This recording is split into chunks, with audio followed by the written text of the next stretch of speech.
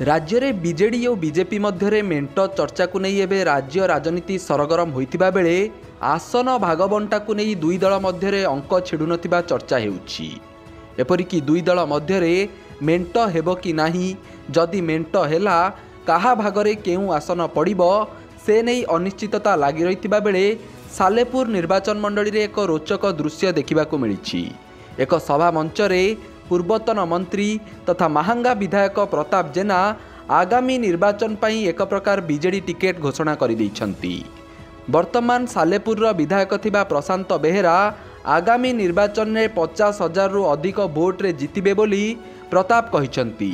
तेबे कटक जिला बीजेपी सभापति तथा सालेपुर पूर्वतन विधायक प्रकाश बेहेरा एठारू बीजेपी टिकेट पई आशायी थिबा बेले बीजेडी बीजेपी मेंट हेले तांको चेर काटिबाकू बीजेडी एभली आगुआ घोषणा करिथिबा स्थानीय अंचल रे चर्चार विषय पलटिछि।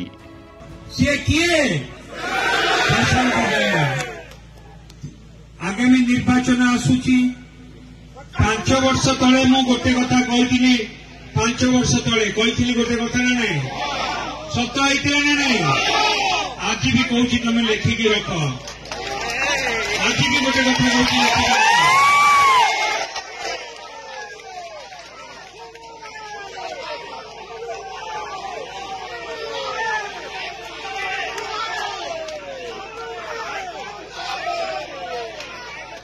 आज भी कहूची लेखिकी रख, आगामी निर्वाचन रे प्रशांत बेहेरा अति कम 50,000 भोट।